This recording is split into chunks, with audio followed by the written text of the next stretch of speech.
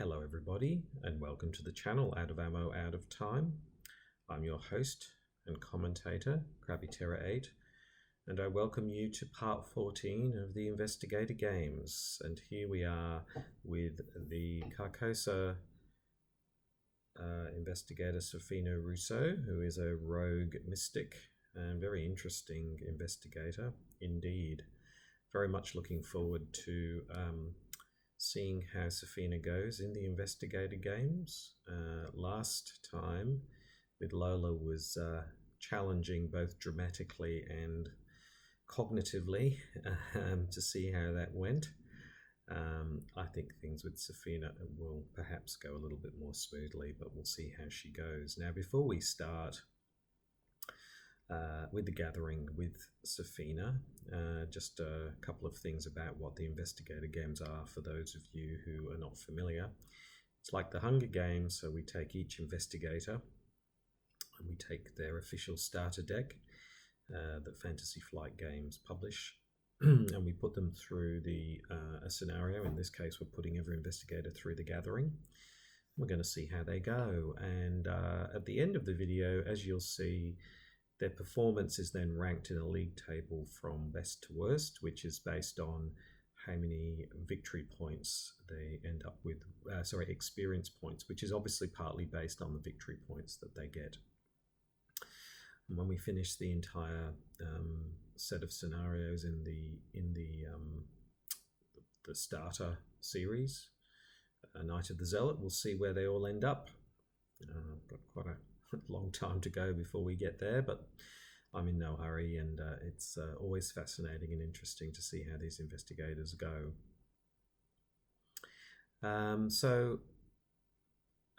Just a couple of other things. Spoilers: if you are brand new to Arkham Horror the card game, I would really heartily encourage you to play the game, maybe watch some introductory videos. I'm assuming the people who are coming to watch this already know how to play Arkham Horror the card game. I'm assuming that. I'm also assuming that most people know the Gathering as well, because I'm not focusing so much on the story and the campaign and the basic mechanics. So I would encourage anyone like that to please go away and maybe play a few times and then come back and have a look then. I had a chat to Sefina in the green room before we started, as I always do, and she seemed she's very different to Lola. So Lola, first of all, the green room was full of streamers and sort of old bunches of roses and all kinds of things after Lola's performance, which was incredibly dramatic. You'd think she'd actually won the Investigator Games after her performance, and certainly there was a lot of celebrating with her 300 or 400 dearest and closest friends. So it was a bit of a mess, but anyway, Sefina was there just herself, very different to Lola, very quiet, unassuming person. So she, very difficult to make out one way or the other what her thoughts were about how she would go in the gathering. I think there's a quiet confidence about her, and I think that's probably founded. She's quite modest in that way. The nice thing was she brought along a picture. She'd actually painted a picture, fascinating picture actually. It was a picture of the green room with all of the investigators all in the green room in front of the leather couch, all smiling, some standing behind, some sitting down, and I was in that as well. And so she'd done this lovely picture, which was fantastic, but the thing was a little bit disturbing, because the more I looked at it, the more the picture sort of shifted and sort of started to shift and warp a little bit, and the faces of everybody in the picture started to change and took on more of a, I don't know, best way to describe it was a death-like pallor, and it started to look like there were these tentacles sort of snaking across the floor around people's ankles and around the back of people's shoulders and around their necks. It was very disturbing, and so I didn't want to look at it anymore. I did ask Sefina about it, and she just gave me this look and shrugged her shoulders and says that she doesn't necessarily see it, but she said that when other people look at pictures she creates, they often have some kind of reaction like that. So I don't know what's going on, but it was all very strange. And the picture is in the green room, so for others to see. But I don't imagine anyone's going to look at it for very long. But a casual glance, and it's perfectly fine. It's just if you look at it for more than about 20 or 30 seconds that it starts to get quite disturbing. So it was great to chat to Sefina. And as I said, I think just looking at her deck, I can see why she would be quietly confident. Now, I have to say, I've actually played Sefina through the Carcosa campaign. We got up to Black Star's Rise, and I found playing her a lot of fun. There's a lot of flexibility in her deck and the way that she plays. First of all, she is very weak on intellect, not very weak, but weaker on intellect and fight, which is always going to be a challenge anyway. She's got strong evasion and strong willpower. So immediately, there's a couple of immediate challenges with the gathering right there, and they are obviously finding the clues, because getting to the top of the table in the investigator games does mean getting the clues and getting the victory points. So that's one challenge. The other challenge is with a relatively low fight. Sefina sort of relies on quite a few of her skills like backstab and other skills like that, those sorts of skills to ensure that she can actually, or mystic skills, as we'll talk about in a second, that allow her to offset the fact that she's relatively weak on fight. And indeed, just looking at her starter deck, it's an interesting mix of roguelike cards. Things like, for example, Elusive, which has come very, very handy when I was playing Sefina in...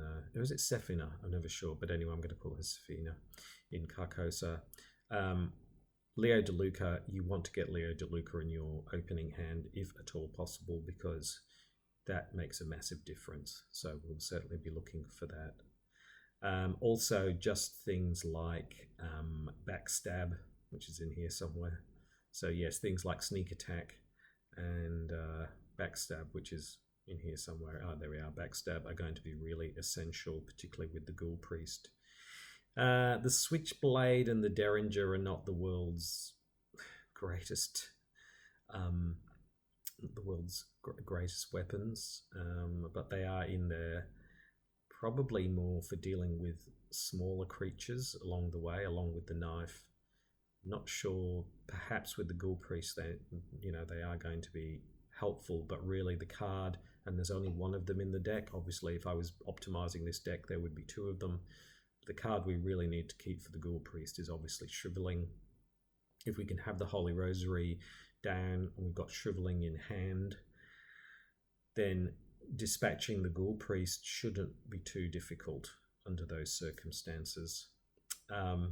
Having Leitra Chandler on board would be helpful, but again, our intellect is relatively low, so convincing her to come on board might be a challenge unless we've got a number of intellect pips to throw in, or we've got enough resources that we can use things like arcane studies, which can boost our intellect.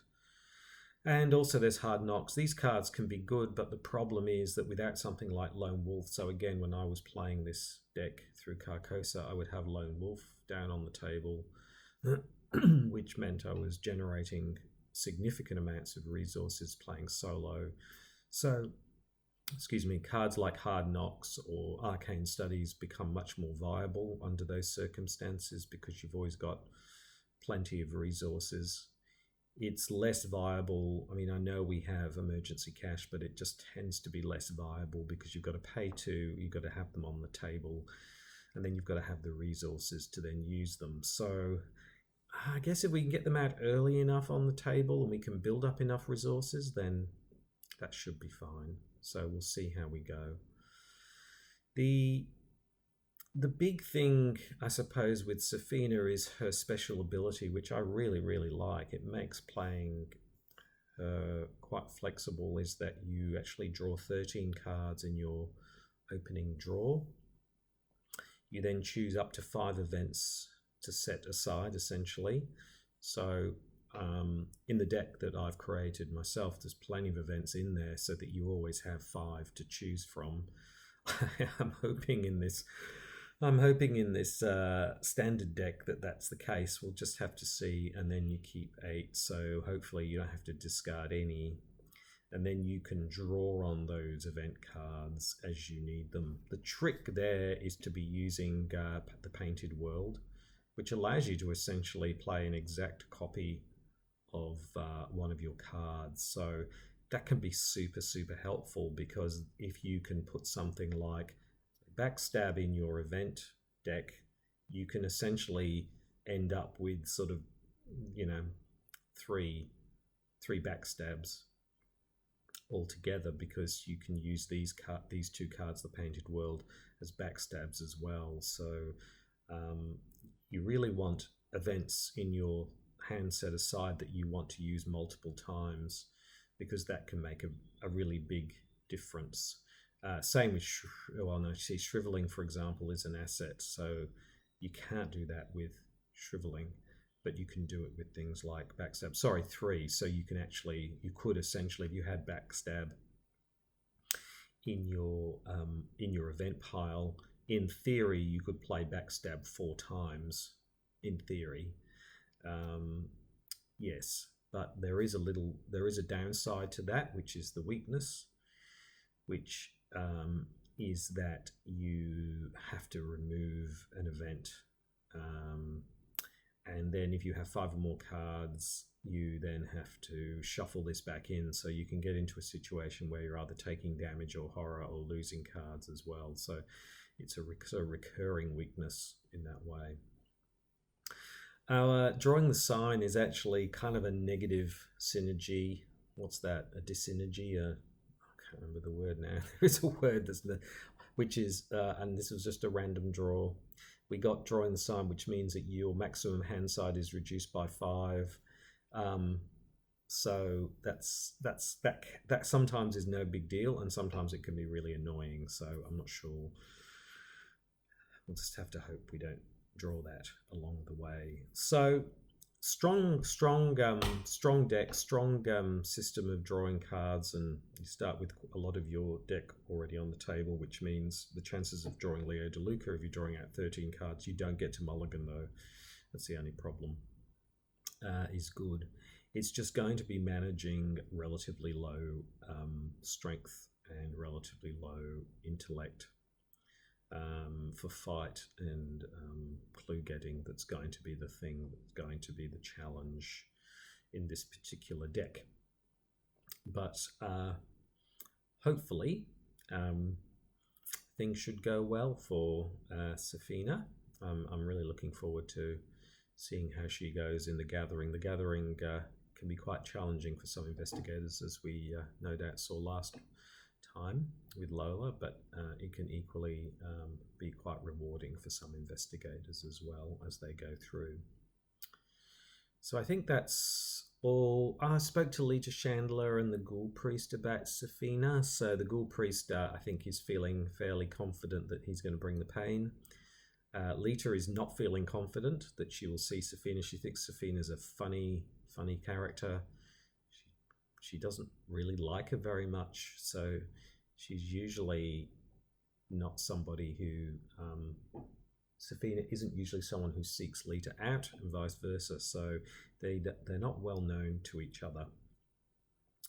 So I don't think Lita's expecting that she will see Sefina, because I think in her opinion most of the time Sefina seems to take the path of evading the Ghoul Priest, hitting the Ghoul Priest for what she can, and using that evasion attack kind of tactic, or shriveling tactic, rather than trying to bring Lita on board, because Lita needs really quite some convincing that Sefina's worth her time. Okay, so let's shuffle up and close the deck There we go. And here we are, set out for the gathering. Ready to roll. Let me just shuffle the deck again. I know it said close and shuffle, but I'll just shuffle it again just for good measure. I've put out all of the cards for the gathering as I always do, just so I don't have to spend time putting them all out. In the real game, in the real life, obviously we would only have the study ready. So I think we're ready to roll. I will just read out the starting pieces, and then we can draw our first 13 cards. So it's a little bit different from that perspective, and it's just as it says here, we draw 13 cards, choose up to 5 events, keep the other 8 cards. Hopefully we will get 5 events in the 13 cards, because otherwise that's a little bit unfortunate. So let's just read out the agenda and the act deck. What's going on? It's late at night and you're holed up in your study researching the bloody disappearances that have been taking place in the region. A few hours into your research, you hear the sound of strange chanting coming from your parlour down the hall. At the same time, you hear dirt churning as if something were digging beneath the floor.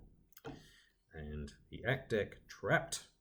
As you leap, and indeed, yes, leap, we have a 4 agility, so we would be leaping so hard that we would nearly hit our head on the roof.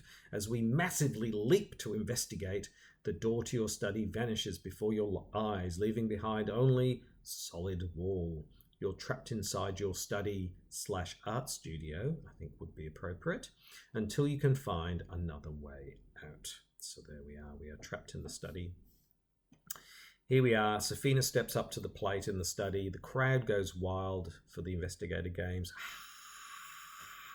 Sefina waves to the crowd, paintbrush in hand, and the starting siren begins, and we're off the latest round 14 of the investigator games. So the first thing we're going to do here is we are going to draw our 13 cards.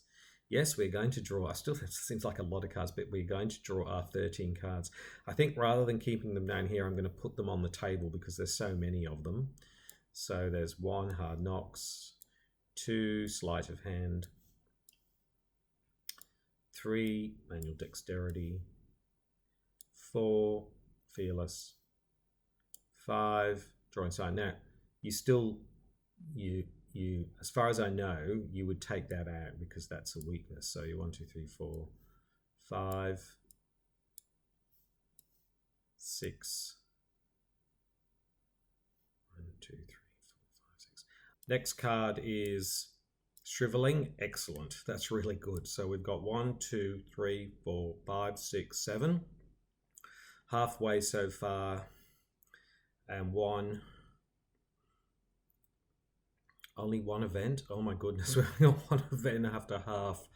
That's not good odds. Okay, number 8, pickpocketing. Number 9, yes, blinding light. So we've got 1, 2, 3, 4, 5, 6, 7, 8, 9.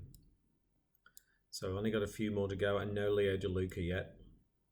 10. Ah, there he is, Leo. Thank goodness you're in the opening set. So 1, 2, 3, 4, 5, 6, 7, 8, 9, 10, 11. Oh, well, 11, 12, 13. There we go. That's our 13 cards. And as it says, you draw your 13 cards. These go back in. So we can put those back in. Those are the weakness cards, and just shuffle those up.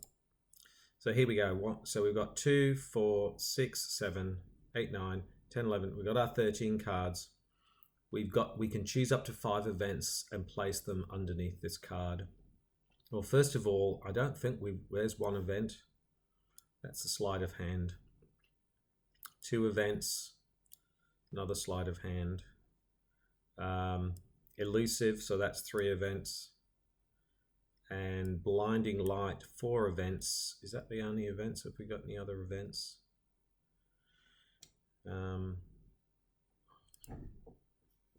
I don't think we have any other events, do we? I think these are all assets and skills. So that's a little bit unfortunate that we didn't draw 5 events. No, assets, skill, asset. So that's a little bit unfortunate, and that's, again, it's not optimum because the deck should be optimized so that you are nearly always assured. And at the same time, we've got 2 sleight of hands in the deck, which, you know, are okay if you've got an item asset that you want to play from your hand and then return it at the end. So that can be something like the, you know, the switchblade. That can be handy for those sorts of cards. So we got blinding light, which is evasion, which is not bad, and elusive. Well, that's good because that would allow us to disengage and move to a revealed location. So disengaging from the Ghoul Priest, moving to the parlor, for example. So a bit of evasion here, but not the world's greatest set of events, really. But anyway, that's our sort of set aside. Oh, they don't really quite stack on each other, do they? So I'm going to put them here, face up, just on top of each other, so that we know that they're there. Just going to leave them here. I'm not going to put them underneath because and then we've got 9 cards left, I think. 1, 2, 3, 4, 5, 6, 7, 8, 9. So we're going to have to throw something out. Well, we're definitely not throwing out Leo. He's staying. And we're definitely not throwing out Shriveling. So they're both really essential. Stealth is good. I think all these cards are pretty good. Yeah, Fearless is great. Just in terms of willpower, manual dexterity. Opportunist is really good. Hard Knocks can be good if we can get it out early enough, and so is Pickpocketing. So to be honest, the weakest one is the Switchblade, because you get a fight, but you have to succeed by 2 or more to deal +1 damage, and you don't get a +1. I mean, it is fast, I suppose, but you don't get +1 to your fight, so her fight's not that great anyway. And then you got to succeed by 2 or more, so it really isn't the world's best. So I'm probably going to put that back. 1, 2, 3, 4, 5, 6, 7, 8, and that's our 8 cards that we then keep in our opening hand. So yeah, I mean, at least we have the Shriveling. There we go, there's our 8 cards. Let's just shuffle this up again. So yes, we drew our 13 cards. We have 4 events in here. We kept 8 of them, but because we didn't put another event in here, we had to discard, and we discarded the Switchblade, which is not that great in this particular deck. So there we go. There's our hand. Reasonably happy. I wouldn't mind getting the Derringer or the knife as a weapon at some stage. But that we don't need to worry about that in the early stages. The early concerns are going to be in terms of investigating, because we don't really have much of a capacity at the moment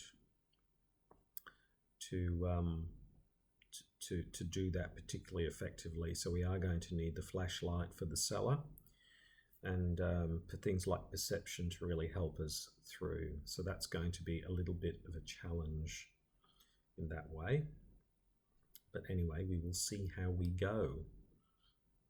So here we are, turn 1 of the investigation phase. We've got 3 actions, and I think our first action is pretty much a no-brainer. So for our first action, we're going to get an extra resource. Yep. And then for our second action, we're going to spend those 6 resources to bring out the Lion of Louisiana, Leo DeLuca, which is great because that gives us an additional action, which means we can put an additional action here already. So we've still got 2 actions left, which is fantastic. So additional action. So we've still got 2 actions left. So we could either, I've got a couple of things we could do here. We could We could boost up our resources, or we could do some investigator in ring and see if we can get some of these clues in the study. And I'm actually thinking that's probably a good thing. The other thing we can do is, of course, we could take one of these cards in here, like Sleight of Hand, because it does have an intellect pip, and we're going to need the intellect pips. But at the moment, my feeling is that we won't take these, because even though there's an intellect pip on the Sleight of Hand, I probably want to keep these in reserve for now, because we've got 7 cards. We're going to draw a card. So I don't feel a really huge need at the moment to draw one of those at the moment. But once we've got some more cards out, we might do that. So I'm going to spend a couple of turns investigating. So we spent 2 turns money and getting out Leo DeLuca. So for our 3rd turn, we're going to investigate, which is a 2. Yes, indeed, a 2 versus a 2. Do we want to commit anything to a skill test? Not really, because that would be a waste of opportunist. No, we're just going to do 2 versus 2 straight up. Chaos Bag says -3, so we fail. And let's try again. 2 versus 2 straight up. Chaos Bag says absolutely not. So no chance. So at the end of that inaugural round, we brought out Leo DeLuca after gaining some extra resources, which gave us an extra go. And then we took a couple of extra turns to investigate, neither of which worked. Good job we didn't try and commit any cards either, because that wouldn't have been helpful either. So that would have actually been a waste, because we failed in both cases quite dramatically. So it was just as well we didn't try. So that's the end of the first investigation phase. So we can move into the good old enemy phase, or enema phase, as I like to call it. There are, of course, no enemies to speak of right now. So we'll move into the upkeep phase, and we get the Painted World. Very nice card. It's nice because it's of all the pips on it. But it's also a nice card because it means that we can play it as a proxy for one of our event cards, particularly on something like Elusive or Blinding Light or something like that. So that can be really good. We will keep that should we need it. Okay, so that's the end of the upkeep phase, and we move into everybody's favorite phase, the mythos phase, everybody's favorite, where we get to find out how bad things are going to get. So we move into the mythos phase. The first doom is on the agenda, and it's time to draw the first encounter card. And our first encounter card, and I've just realized maybe it would have been a good idea, although I didn't really have any resources, but I could have brought another asset onto the table, and I've got to do that again. It always is something that slips my mind. So if we get Crypt Chill, we could be in a bit of trouble, although our willpower is relatively high. So I'm hoping we won't get Crypt Chill and that we'll be okay, because we really don't want to lose Leo. Event card is, good old Ancient Evils, which is painful in the Gathering, but I have to say in the Forgotten Age, in the opening Untamed Wilds, can be really horrendous. So yeah, that puts an extra doom onto the agenda, so that's going to flip a little bit faster. Okay, there we go. So not too bad. There we go. So we've survived the first mythos phase, and we move directly into the investigation phase. 4 actions onto. I just added an action to the study. Whoops. I think the mouse is not quite in the right place. There we go. 4 actions onto Sefina. And now, what do we do here? So we've got a couple of choices here. I'm feeling like, again, we are a little bit low on resources. So I could add a resource and then use it to bring out something like Hard Knocks. or I could just try to investigate as much as I can, or I could draw one of these sleight of hands and use one of them to, because I probably won't need both of them, to be honest. So I could use one of these, but then that's wasting a turn just to bring one into my hand to then use to investigate. So maybe what I should do is try and investigate the study without any support. And if we find after a couple of turns we're not getting anywhere, then I think we're going to have to try to augment ourselves a little bit. So let's see how we go. Just again, 2 versus 2 in the study. So our first action is to investigate again. Chaos Bag says skull, so that's good because that's for number of ghoul enemies. There are no ghoul enemies, so we succeed and we get the clue. That's great. So I don't see why we shouldn't try again. So again, it's just 2 versus 2. Chaos Bag draws a skull again, so that's a skull again, which again is successful, so that's really helpful. So after the 2 terrible draws last time, we successfully discover both of the clues, which is great in 2 turns. Now, I don't want to flip the study yet because it's always good to wait to do that. And so I think what I'm going to do is I don't want to be crit chilled again. So I think rather than I will spend the next 2 turns to first of all get another resource,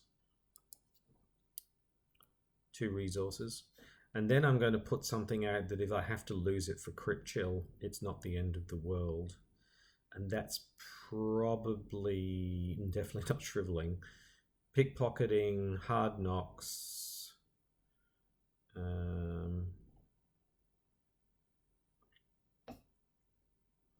what other assets? God, is that the only assets? Oh, we've got stealth here.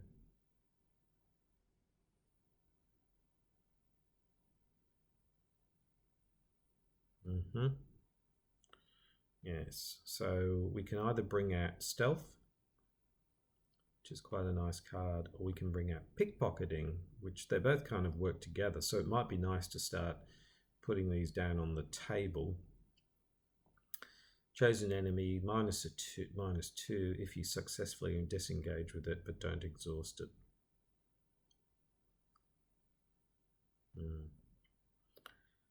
Yes.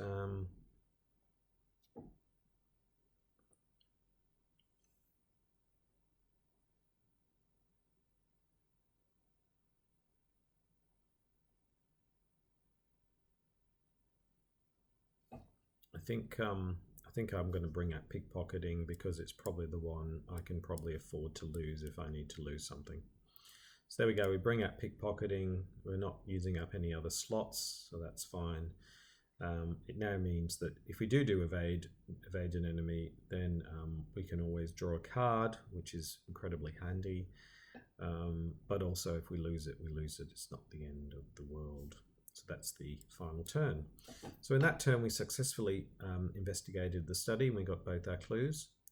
Then we added a resource, so we're back down to 0 resource again, which is a little bit frustrating. That's the only problem with Leo being 6. It's really soaked up all our resources. This is why things like hard knocks become less attractive, because we've got to find 2 resources just to bring hard knocks out, and then we need extra resources. And then we brought out pickpocketing, which I'm sure will come in handy down the track. So that's the end of our investigation phase. We move into the into the enema phase. Excuse me, just a glass of water. And there are no enemas to speak of, so we can move directly into the upkeep phase. Excellent. We get a knife. That's good. Knife is going to come in handy because we can manage, if we draw rats or something now in the study, we won't need to fight it anyway, but we need a way of being able to fight some basic monsters and enemies without resorting to shriveling, which we really need to keep if we're going to engage the Ghoul Priest down the track. So that's a good draw. And we move into the second mythos phase. There are already 3 doom after the ancient evils. So this flips immediately. So this has moved much faster than normal. And we'll just read it out here. Your house continues to change before your very eyes.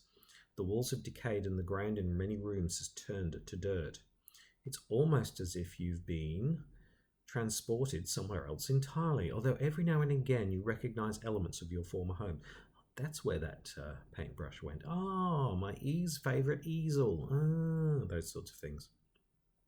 So we either discard a card at random from our hand, or we take 2 horror.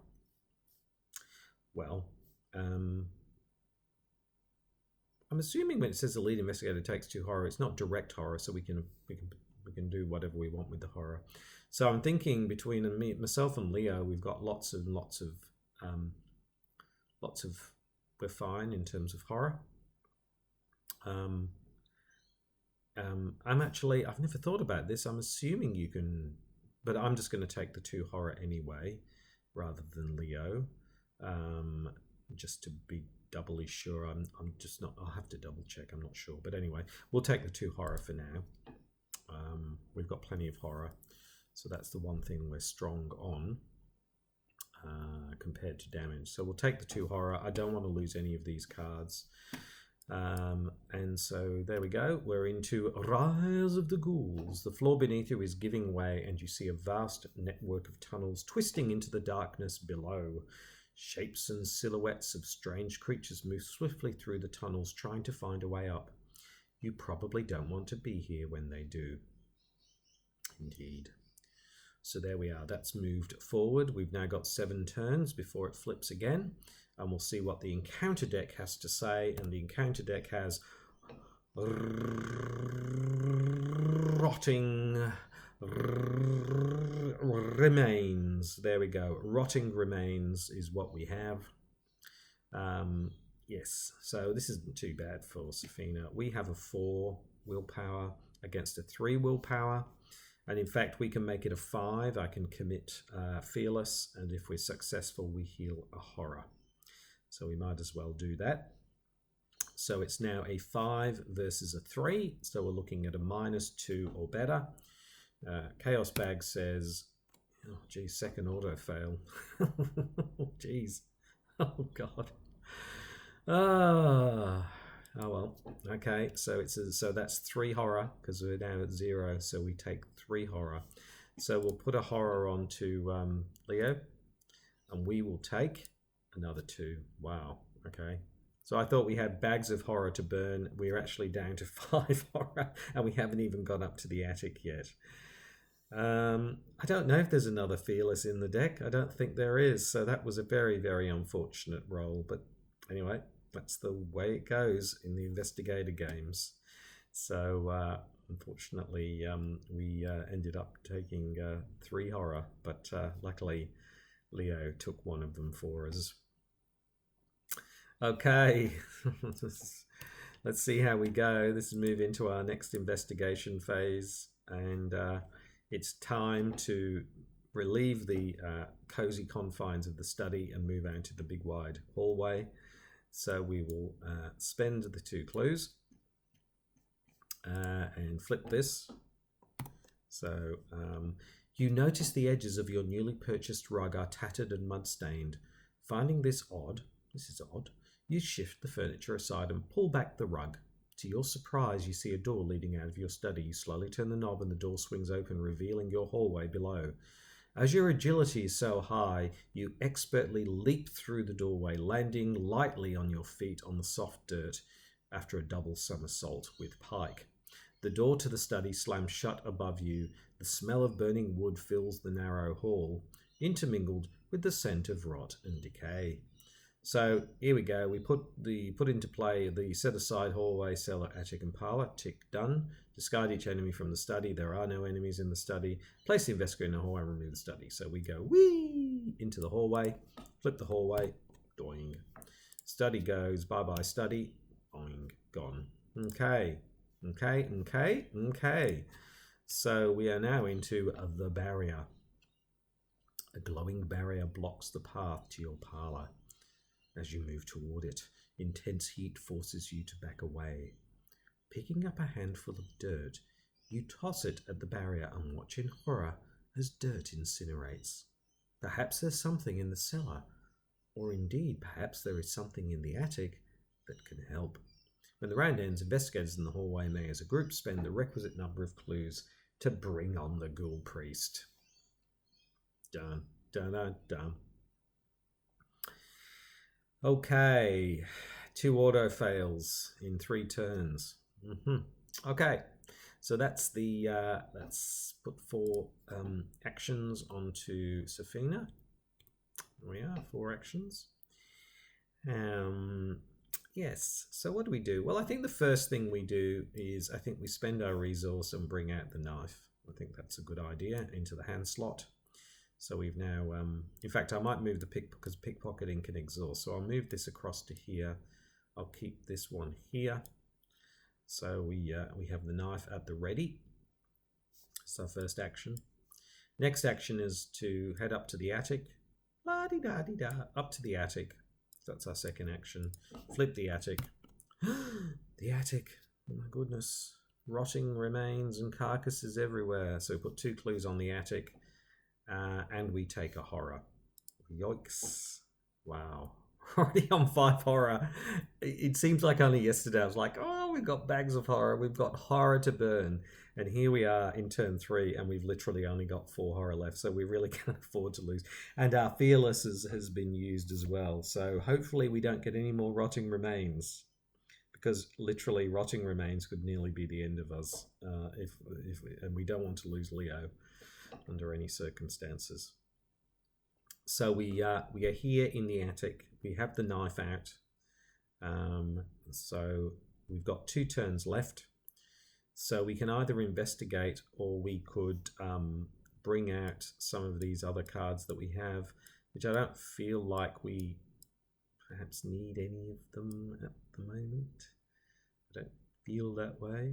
I think we can, yes. So, so here we go. It would be a 1 versus a 2 to investigate, which is a -1 or better, which feels like a pretty good deal. I don't really have, I could commit these sleights of hand, but I feel like we might need them down the track. So for example, if we did get a flashlight, playing the sleight of hand, putting the flashlight into play, and then returning it would be really, really handy. Something like that. So, I think we just straight up, because we don't have any resources, so we can't bring out Hard Knocks, and we can't bring out Shriveling, so we're going to need to start bringing, hopefully we'll get emergency cash, because we really need it.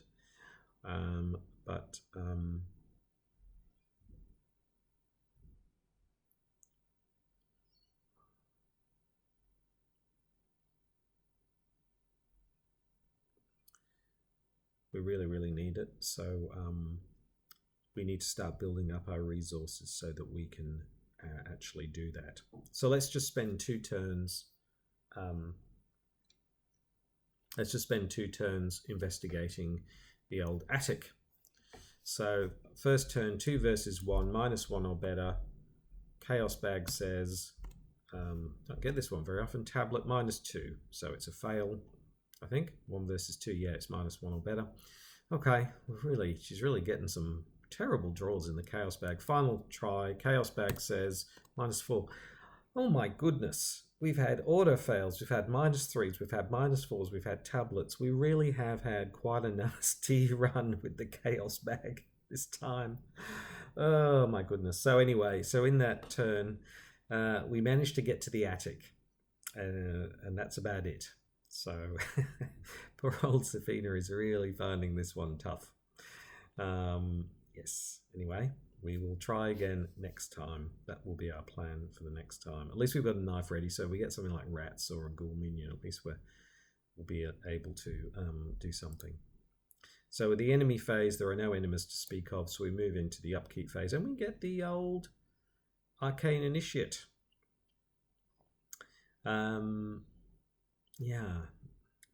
Which actually, if we didn't have Shriveling, then the Arcane Initiate would be really handy for bringing Shriveling into play. But we already have Shriveling in play, and we already have Blinding Light, so we've got those two spells. I'm trying to think. The other spell is Scrying, I think. So, yeah, I mean, the Arcane Initiate doesn't feel particularly strong now. I suppose if we have to take more horror or something, Leo has to go, then I suppose the Arcane Initiate could be another soak for a couple more horror. But at the moment, now that we have Shriveling in play, she's less important, so maybe more for the Willpower Pip as much as anything. Okay, so we move into the Mythos phase. The first Doom goes down, and let's see what the good old encounter deck has to say. And the encounter deck has Frozen in Fear. Suddenly, we're just finding the attic just way too much. We are frozen in fear, so move, fight, or evade. Well, we weren't planning on moving or fighting or evading, so no big deal. And hopefully we can get rid of Frozen in Fear relatively easily. So no big deal. How many cards we got? 1, 2, 3, 4, 5, 6, 7. Lots of cards. Lots of things, but at the moment a lot of cards are sort of focused more on evasion and things like that, and at the moment there's no enemies around, so a lot of these evasion cards are not particularly useful. I'm really keen to get this Shriveling down on the table, so that's something that we need to focus on. So there we go, that's the end of the Mythos phase. So we're in turn 4 now. As those of you who watched this for many weeks would know, the gold standard at the moment is to complete the gathering in 8 turns with the attic and the cellar fully investigated and the Ghoul Priest defeated. So that's quite challenging now. We haven't had a situation where any of the investigators have managed to get, say, both attic, cellar, and an icy ghoul or a flesh eater as well, which of course would also put you at the top of the table without having to do things in 8 turns, but that just hasn't happened in the last 14 games, so it may happen, but not yet.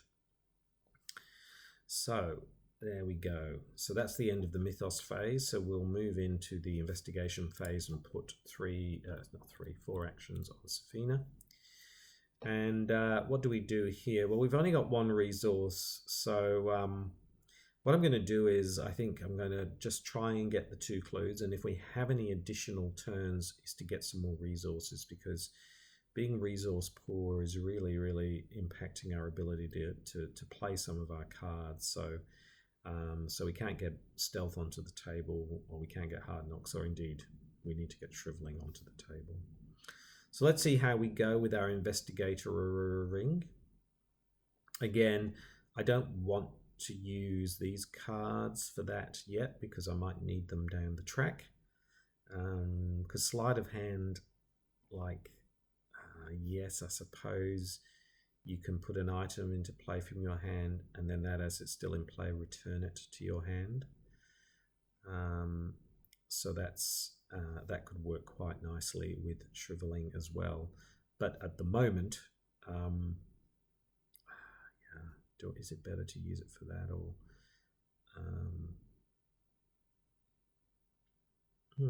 that could work quite well. So maybe I should be bringing in sleight of hand, because for 1 I can bring Shriveling out and then I can bring it back, so that's actually really, really good.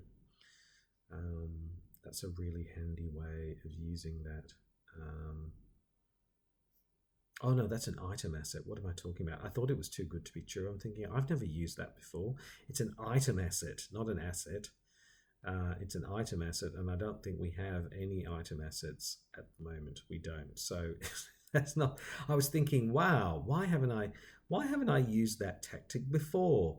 Wow, that's so awesome. And then I realized, of course, it's an item asset, not a spell asset, so I can't do that. Anyway, let's get back to what we were doing. So here in the attic, let's take our 4 turns.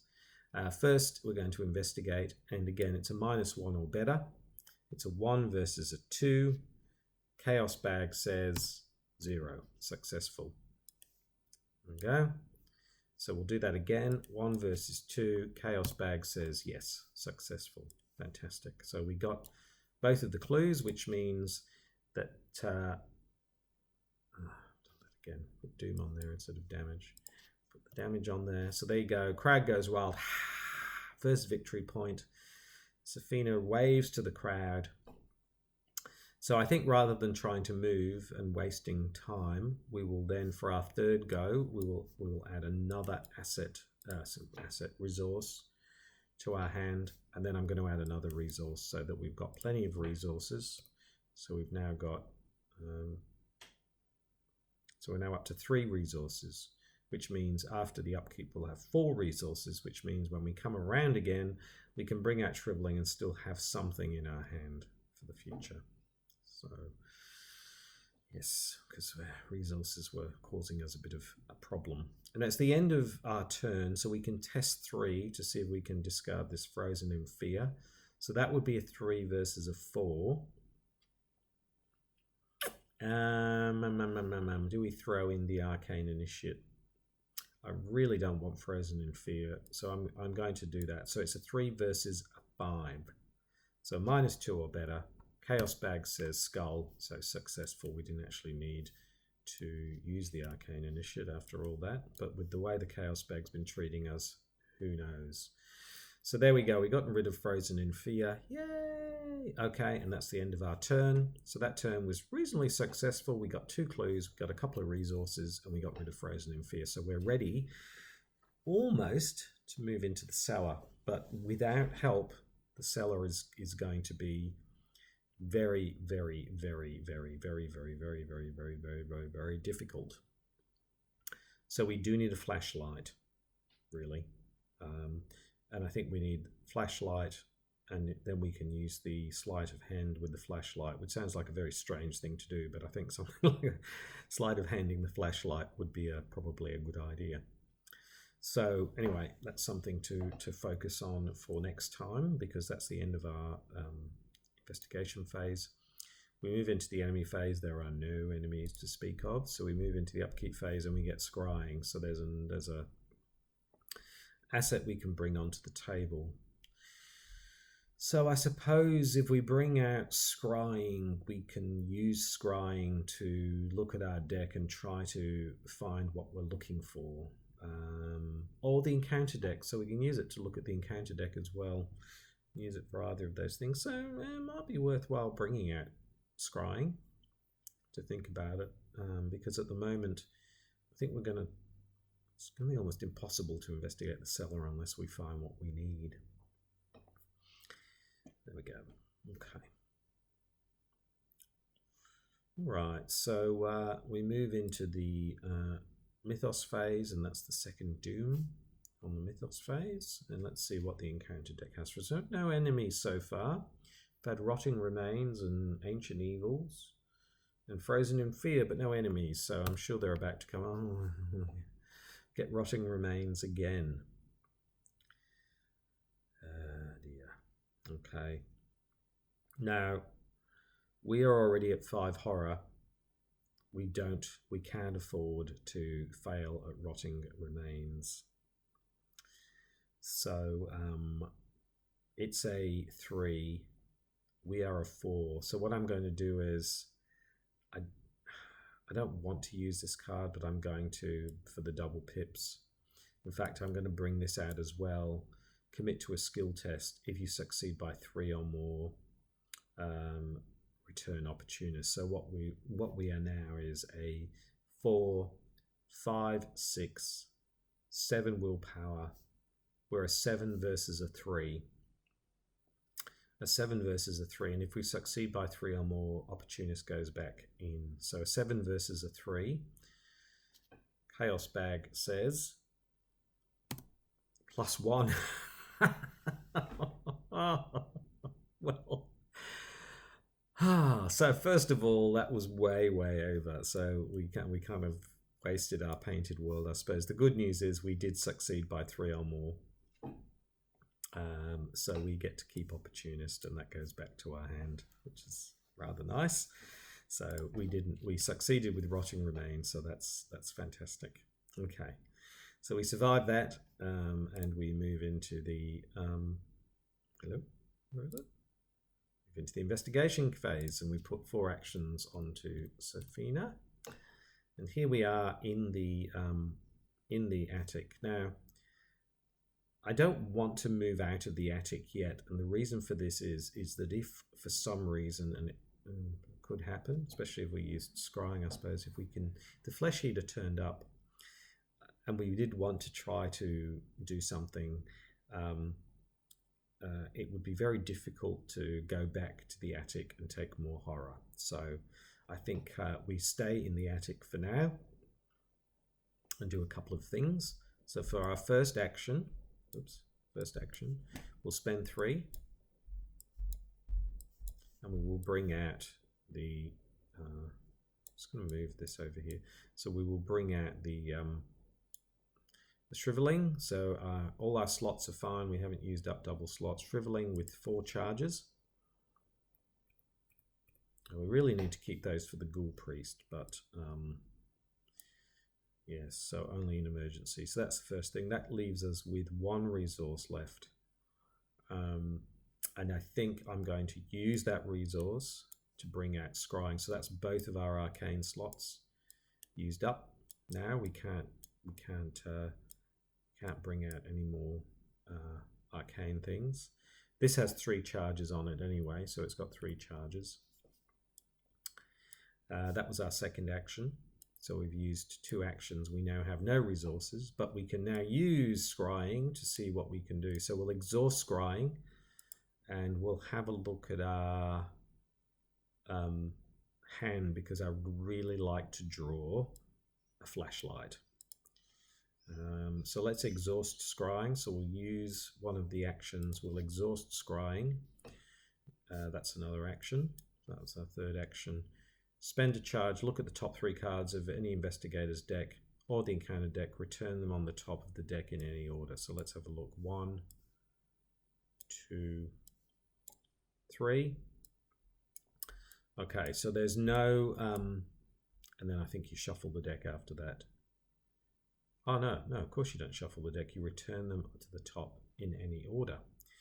So we've got Sneak Attack, which is a nice card. We've got Knife, and we have another Painted World.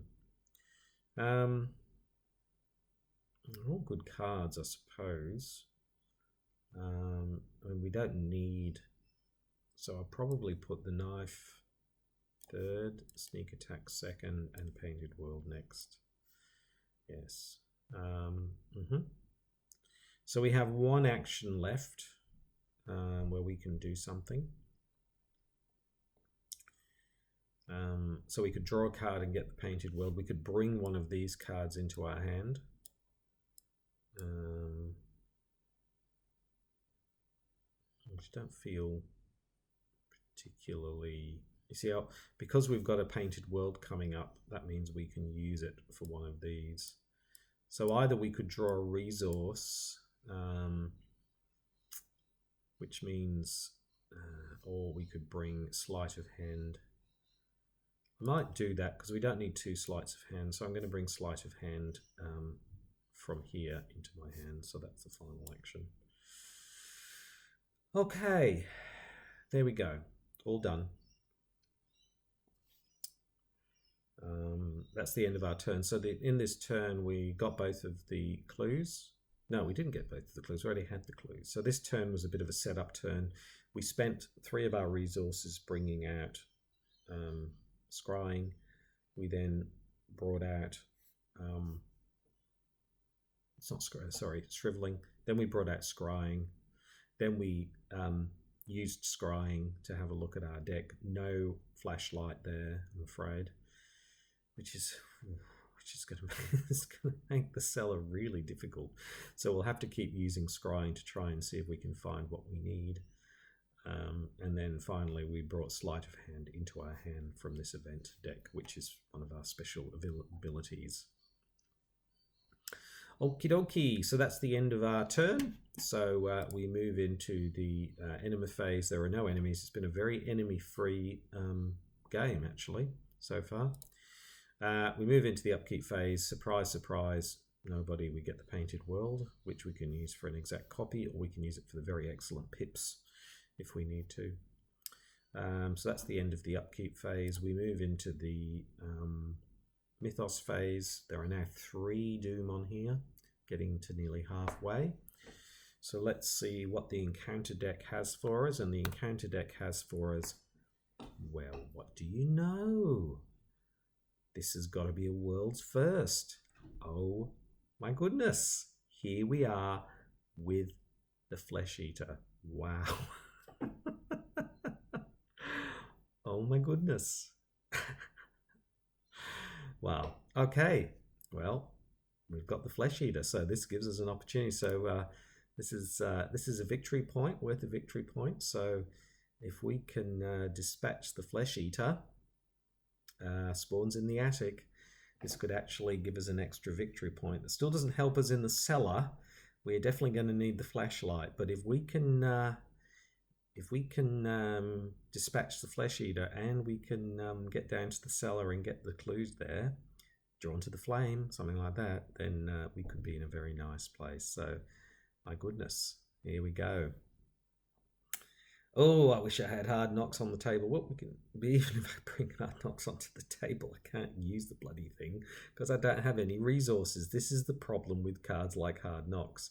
They seem perhaps okay, but actually in practice, not so much. Yes. Okay. All right. So there we go. That's actually quite good. So we move into the investigation phase. We have 4 actions.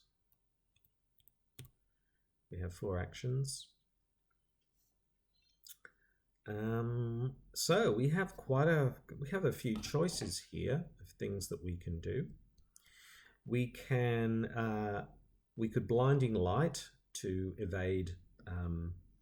So the evasion, he's pretty easy to evade, the good old Flesh Eater. He's not the world's smartest tool in the shed.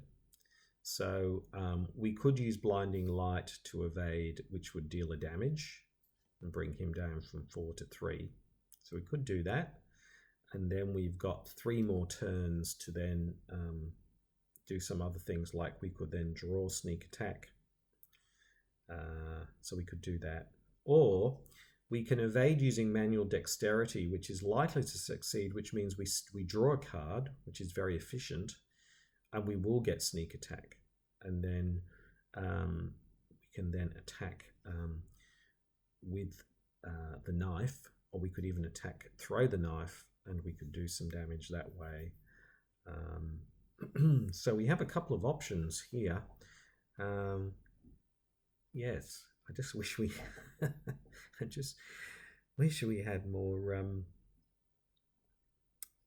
resources, because Hard Knocks would be handy otherwise. But what I'm going to do is, I think the first thing I'm going to do, because this feels like the most efficient thing to do, is to bring out, because I don't want to elusive. I could evade, but and do the damage, but I could lose an action in the process. And I've already got that in my hands, so I don't need to use that at the moment. So I think what I'm going to do is I'm going to commit Manual Dexterity, which gives us a 6. Do I even need to commit Manual Dexterity? Because it'd be a 4 versus a 1, which means we're almost automatically going to evade, and then we would draw a card anyway. So let's actually not do that either. Let's just go 1 versus 4, -3 or better. That's the thing. And then if we evade, we draw the card. Wow, this is the great thing about rogue cards. They can get really synergistic like this. So let's do 1 versus 4 and the Chaos Bag. So first action, evasion, 1 versus 4, -3 or better. Chaos Bag says -3. Is that right? 4 versus 1. Yes. So we evade the flesh eater. Oh, where's she gone? Hello. So we evade the flesh eater, which means we exhaust pickpocketing and we draw a card, and we get sneak attack. Very nice. It's a real pity we didn't get sneak attack in our opening hand, because it would have been an event. It would have ended up in our special deck and we would have been able to use it multiple times. But I think this is probably as good a time as ever to use sneak attack, except we don't have 2 resources. So yeah, so the question is now, do we take a go to get a resource and then play sneak attack?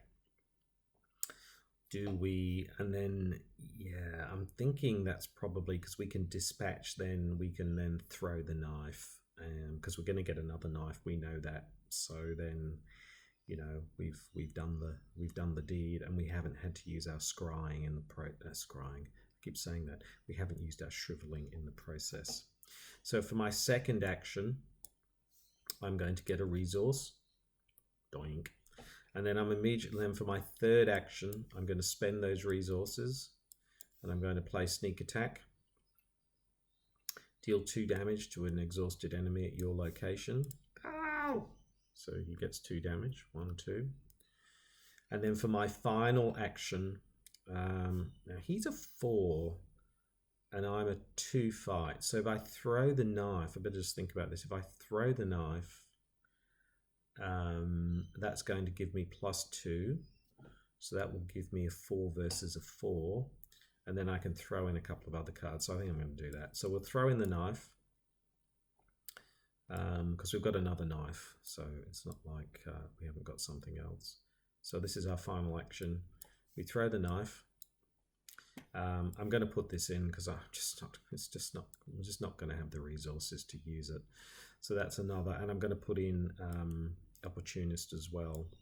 So that gives us a, what have we got here? 2, 3, 4, 5, 6 fight versus 4. So if we get a +1, we'll keep the opportunist, but I'm not expecting that. So it's now a, let me just do that again. I just lost my train of thought. 2, 4, 5, 6 versus 4. Is there any other fight cards? We could throw this in, but that feels like a real, so I'm going to go with that. 6 versus 4, -2 or better. Chaos Bag says we drew a -3 again. Oh my goodness, this Chaos Bag is killing me today. Yep, we drew a -3 again.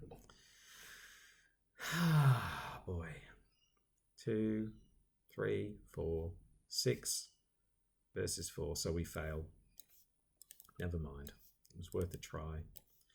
Never mind. That's our 4th go. Okay, so the end of the round, we started well. We evaded the flesh eater. Pickpocketing meant we drew a card. We then sneak attacked the flesh eater for 2 damage. We then and then we attempted to and we drew a resource so that we could sneak attack. We then attempted to hit the flesh eater. We needed a -2 or better, and we unfortunately got a -3. We had very, very, very, very nasty draws today. So that's the end of that phase. That's unfortunate, but anyway, it's not the end of the world. Enemy phase, well, we've got an exhausted enemy, so not doing anything. Upkeep phase, he's back. Ow, I'm going to kill you now. Ah. There we go. We've got the flesh eater back. In the upkeep phase, we got the knife. Great. So, yeah, we're going to need that knife back on the deck. And that's the end of the upkeep phase. So we move into the mythos phase. We're now up to 4 doom on Rise of the Ghouls. And let's see what the good old encounter deck has for us. And the encounter deck has... it doesn't rain, it pours. We get rats. Rats. So, yeah, no biggie. Okay, so the attic's becoming a place of much action and excitement. Sweet. And I've just realised this is actually going to be a nice card because we can fast play the knife, and then we can bring the knife back. But it's still got to be in place. So you can't discard it and bring it back. It's not recursion. But that might be a way of getting the knife into play anyway. It's only a 1, so maybe it's not so helpful. Anyway, I'm thinking, let's see now. So that's the end of the upkeep phase. So we move into the good old investigation phase, and here we are with 4 actions. And here we are with the Flesh Eater and the Swarm of Rats. Flesh Eater, very easy to evade.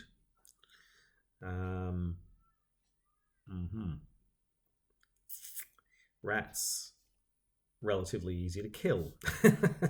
So, what do we do? What do we do? What do we do? More difficult to evade.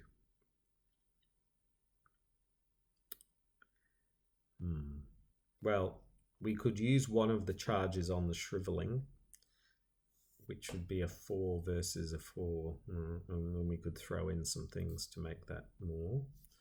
So we could do that. So let me think this through. So I think the main priority here is to get rid of the Flesh Eater. So that's the main thing that we need to do, and I'm trying to think about what the most efficient way to do that is. I think it would be a good idea to evade the Flesh Eater, because I think if we use shriveling, we could use shriveling, which would get rid of him. So maybe that is the most efficient. So it would be a 4 versus a 4, but then we would need to throw in the Painted World to make it a 6 versus a 4. So we'd be risking another -3 or some kind of auto fail, which I don't think is likely. I mean, it can happen. So that would be the most efficient way to do something. But then we would be left with the rats in terms of doing something with the rats from an evasion perspective, which I'm sure we could evade the rats relatively easily with something like manual dexterity. So yes, I think that's the most efficient thing to do, because anything else is slightly less efficient. So we could bring out the Painted World as the Blinding Light, for example. We could Blinding Light the Ghoul, which would evade the Ghoul, which would do a damage, but then we've still got another damage to do. So we get into this thing where it's taking us more turns to do things. So I think even though it's a slightly riskier move, I think it's probably the thing to do. So I think in the first instance, I am going to use one of the resources on shriveling, even though I don't like to, but I think it's worthwhile to see if we can kill the Flesh Eater. So I think it's a worthwhile thing. So we've spent 1 charge to fight. So we're using our willpower. Our willpower is 4. It's a 4 versus a 4, but then we're going to use the Painted World, which is another 2. So that's a 6 versus a 4. So we need a -2 or better, which will kill the Flesh Eater. And Chaos Bag says -1. It's successful. And ladies and gentlemen, we have the Flesh Eater in the victory. Fantastic. The crowd goes super wild. I'll put the Flesh Eater up here because we've succeeded in an extra victory point. And I don't think any other investigator has done that so far. We've had the Flesh Eater appear only to not be killed or to disappear because we were still in the study. So that's given us an extra victory point. So we now have 2 victory points, which is fantastic. So crowd goes wild. Sefina waves at the crowd. However, there are rats racing around, so she's got to do something with these rats. So I think the first thing that we do is we could try and fight the rats, but that's going to be quite difficult. A 1 versus... and quite frankly, we don't need to stay in the attic anymore. There's nothing left in the attic for us. We've investigated the attic. We've killed the Flesh Eater. The Rats are never going to move out of the attic because they're not ghouls, so they're not going to move at a later stage. So quite frankly, I think the best thing to do is to just evade the rats and move on. So in order to do that, we'll do a 6. A 6 versus a 3, so that's a -3 or better. Chaos Bag has a -2, so we successfully evade the rats. They're exhausted, so they are there. That was our second turn. We draw a card for that and get Arcane Studies. We also successfully evaded, so this is exhausted, and we draw another card. My goodness, so we got lots of cards, so that was a nice draw. Except, you know, another stealth. I'm not a big fan of stealth because you get to evade, but you're just disengaging for the enemy. You don't exhaust them, which means if you want to do a sort of an evasion fight type of situation, it's not great for that. It's okay if you want to evade and move, but it's not so great if you want to do an evade sort of fight situation. Now, it may be worth getting Arcane Studies onto the table, if only we had some emergency cash, because then if we can beef up our fight and we can get Leader Chandler on board, or we can use it to beef up to get Leader Chandler on board, we might really be in a real chance here to really get to the top of the table. But we're going to have to go to the cellar to do that, and we're going to need, we are going to need Arcane Studies / the flashlight to do that. So we have two more turns. So I think the first thing to do is to move back to the hallway. And I think we stay in the hallway for now. I don't want to go down into the cellar yet. Or did we go down into the cellar? What do we want to do here? We've moved out of the attic.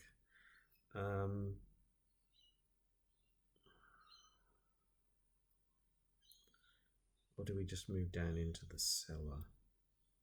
Or do we draw one of our cards here?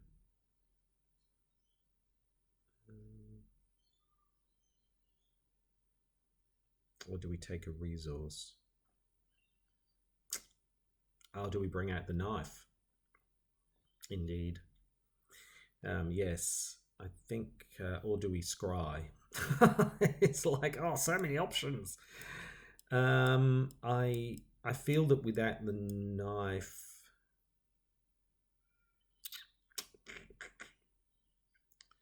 it would be good to know what's coming up, because yes, it would be good to know.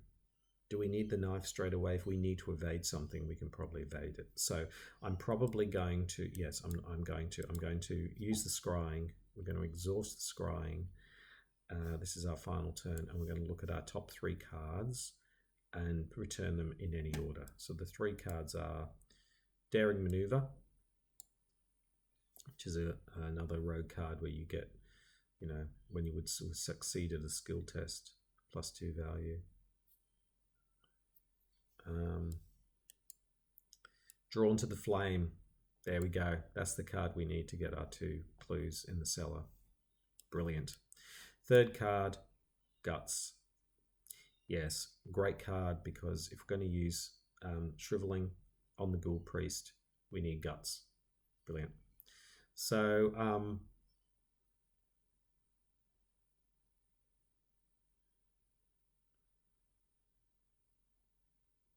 Vice play when you would succeed at a skill test. So you have to succeed at a skill test, and then you get +2. Great. Okay, so that one I'm less interested in at the moment. Guts is going to be great down the track. Drawn to the Flame is going to be great next go. That's brilliant. That means insta clues as long as we can survive the encounter deck. So there you go, ladies and gentlemen. Looks like by turn 8 we are going to be the first investigators. Sefina is going to be the first investigator in the investigator games to pick up both victory points from the cellar and the attic, and a victory point for killing one of the signature ghouls. So that's quite an achievement, I think, and it means we don't have to worry about the number of turns. we just need to make sure that we're then in a position to kill or evade the Ghoul Priest and maybe get Leader Chandler on board. I don't know. We'll just have to see how we go. We're better off with Leader Chandler, I suppose. Although Leo does give us 4 turns, so that gives us extra turns to kill or evade the Ghoul Priest.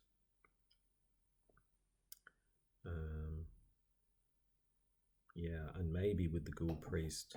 Now this is the problem, you see. Can't engage you, so the problem is that this is a useless card for evasion fighting tactic. It's great for evasion and moving, but not for evasion and fighting. Okay. Yeah. All right. So in that turn, we defeated the Flesh Eater. We evaded the rats. We moved back to the hallway, and we what did we do? What was our 4th thing? We scryed, and we are ready for the cellar. Great. So we move into the enemy phase. There are enemies. Well, there's rats, but they're exhausted.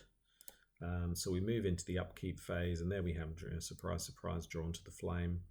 You know, I've never used scrying much before. I've never thought, I thought it was a bit of a waste of time. I think particularly in decks where you only get 3 actions, it's more challenging to use it. But in this particular case with Sefina, it's been really, really handy, as we have seen. So there we go. We've got a couple of resources. We've got to think about how we might use those. Well, we probably need the knife on the table at the very least. Yeah. So we move into turn 8, mythos phase. So this is rapidly progressing. So we don't have a massive amount of time, so we do not need to get ourselves ready. And let's see what the encounter deck has for us. And the encounter deck has Crypt Chill. So test for 4 versus 4. So this is a time when you know, we can get rid of an asset, and it's feeling like, while scrying has been great, this might be a time for that asset to go. I probably want to keep Pickpocket because evasion and drawing card drawing is really, really handy. This has only got 1 more charge on it anyway, whereas pickpocketing doesn't. So I think it's an obvious choice that we would get rid of scrying. So let's see how we go. I'm not going to commit any cards to this. I'm definitely not committing Draw to the Flame or Arcane Studies to it. I think I want to bring out Arcane Studies and get that onto the table. So let's see how we go. Basically, it's a 4 versus a 4, so a 0 or better. Chaos Bag says 0. Look at that. We didn't even break sweat for that one. Brilliant. So there we go. That was a relief. So anyway, it's always the way, isn't it? When you've got plenty of assets on the table and you're prepared to lose one, you seem to always succeed at Crypt Chill. It's like there's some kind of weird universe sort of thing going on there. So there we go. That's the mythos phase. We move into the investigation phase. I'm getting a little bit excited now. I was feeling a bit down before, but now I'm starting to feel a little bit excited because we've never had this situation. Sefina might, there is a possibility that she might actually manage to do this. Let's put 4 actions on Sefina. So, well, I think it's quite clear what we're going to do here. We are going to take a trip down to the cellar. So we'll take an action. We'll take an action, and we will take an stop. We'll take an action and move down to the cellar. Dunk, dunk, dunk. We'll flip the cellar. 2 clues on the cellar. We put 2 clues onto the cellar, and yes, as we're going down into the cellar, a chunk of ice breaks off the ceiling and hits us in the head. Ow! So we take a damage, which we will put onto good old Leo. Not a doom. I do that every single time. So there we go. So Leo takes the damage in the cellar. All our hand slots. Yes, Arcane's fine. Yep. So we're here in the cellar with 3 more actions. And now, We could just throw in Drawn to the Flame, but I want to make sure before we do that, we are properly placed for any eventuality. So, and we've got scrying, and I just realized we have scrying. So maybe, I've never thought of this before. I was nearly, yeah, I can hear you all. Yes, you're all screaming at me. Use scrying to look at the encounter deck. Use scrying. Look at the top 3 cards of the or the encounter deck. So let's use that. Let's use the final charge on scrying. Let's exhaust it.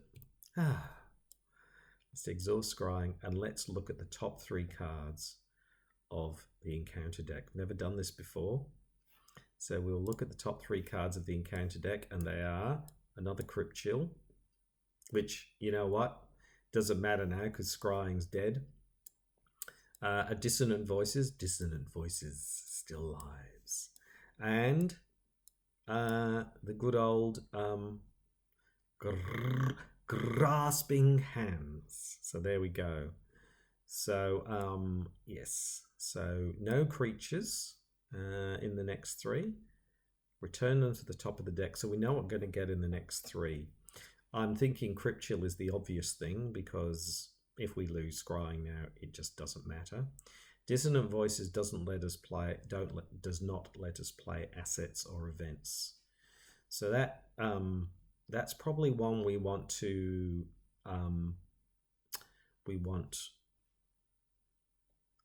do we want that sooner rather than later? If I look at my hand, I want to bring out the knife, and I want to bring out that. And events are these. So actually, yes, I would say that we probably do want to have it sooner rather than later, because we don't want Dissonant Voices when we're trying to do things later. And then Grasping Hands is not too bad. So I'm actually thinking we put Grasping Hands there. We put Dissonant Voices next, and we do Crypt Chill at the top.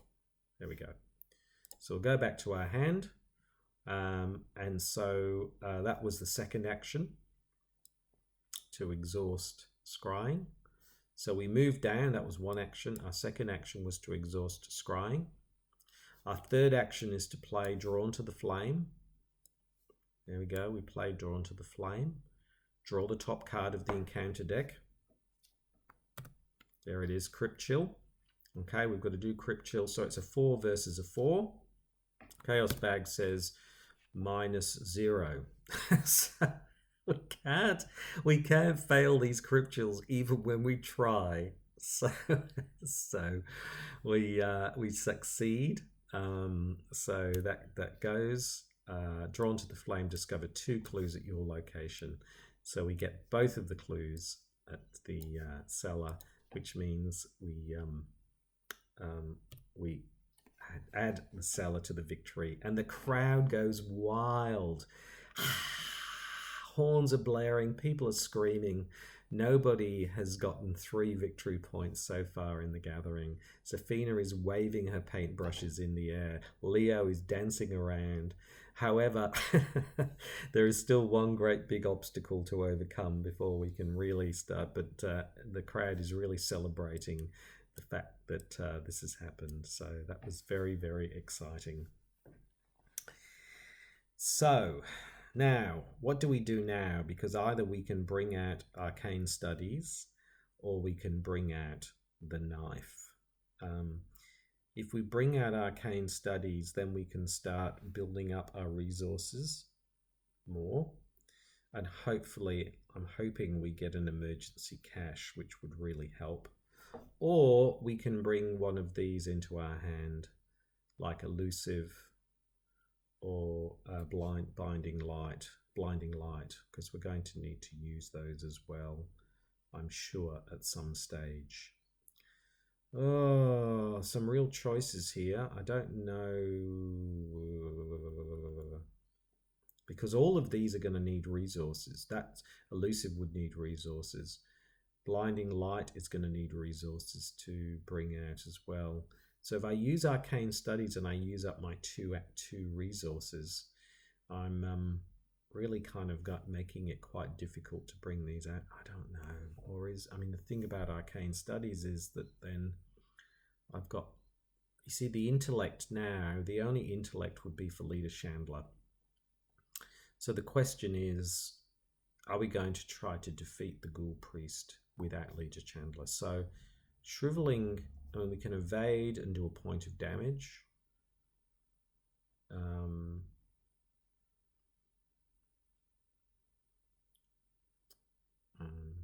So that would allow us to evade and do a point of damage. And shriveling allows us to do 6 points of damage. So I feel like we should try and I think that the idea of using Leader Chandler is probably the least likely thing that we're going to do. So I'm not going to commit to Arcane Studies. Sorry, Arcane Studies. So I'm really going to need to bring these cards into my hand. Now, if I move into the hallway next time, I've got time to bring these cards out. But what I don't want to happen is that I get a rats or something. Well, if a rats, I would just evade the rats. So I'm going to evade anyway. So it's a case of, do I bring some of these into my hand now, or do I bring the knife out on the table? Probably bring the knife out onto the table. I think that's probably the best thing to do. Spend a resource, bring out the knife. So we've got the knife and the shriveling. So we've got a couple of ways of dealing with the Ghoul Priest. I don't really want to use this as a asset because it really, if I'm going to be fighting the Ghoul Priest, it's not going to be helpful because I need to engage to fight. So it would be a kind of a wasted effort. I'd rather use them as for evasion in that way. This could be helpful if we get something like the Derringer or something like that. So I think bringing out the knife is a good idea. If we get something like the Derringer, then something like Sleight of Hand, if it's an item asset, is Derringer an item asset? I think it's item traded. But anyway, the something like that, we can use it, or with the something like that. Anyway. Yes, so I think that's the go. And then next time we need to start bringing these cards out to the fore. I think we're in a reasonable position now to move forward. That was our final turn. So I think we're probably going to be setting ourselves up to face down the Ghoul Priest in the next round. See how we go. But we can take our time. We don't need to rush things because we don't need to do things in turn 8. We've got more experience victory points than anybody has before so far. So we can take our time with the Ghoul Priest. We don't need to be quick about it. And we're not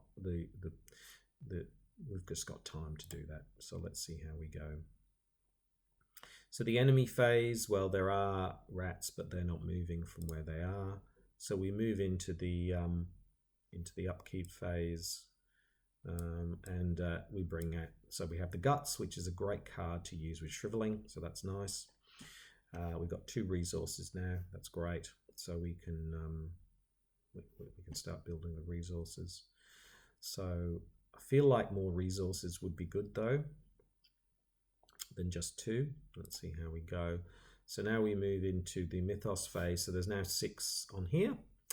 And let's see what the encounter... Well, we know what the encounter deck is because we are going to get Dissonant Voices. That's right, aren't we? And we... Oh, not the Chaos Bag. We get Dissonant Voices. Surprise, surprise. I'd forgotten about the scrying. So there you go. We get Dissonant Voices, which basically means we can't play any assets or events, which is perfectly fine. I was thinking about, we need the knife because we might get... And then I realized... I should have realized that's not going to happen. So that's fine. So the next time we're going to get the Grasping Hands. Okay. So we move into the investigation phase. We get 4 actions. Okay. So we can't play out any assets or events anyway at the moment. So the first thing I'm going to do is move back to the hallway because that's where we're going to do some things. And So we've got 3 actions left. We can't play any assets or events. I'm not really looking to play any assets or events. So what do we do for these 3 turns? Well, I think we definitely want the blinding. Do we want the blinding light?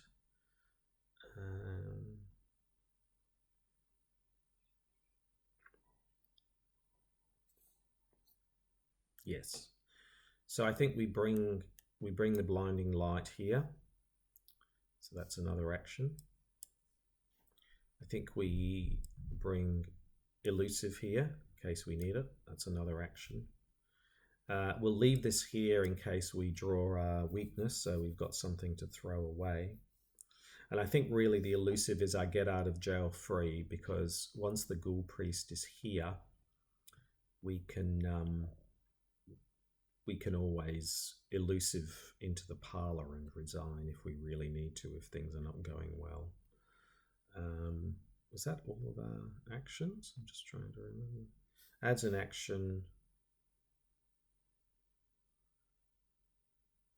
So we moved, so we had 3 actions, so because we moved back to the hallway.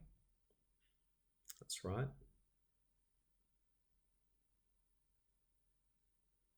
Yeah, that was the first thing we did. Then we moved blinding light to our hand.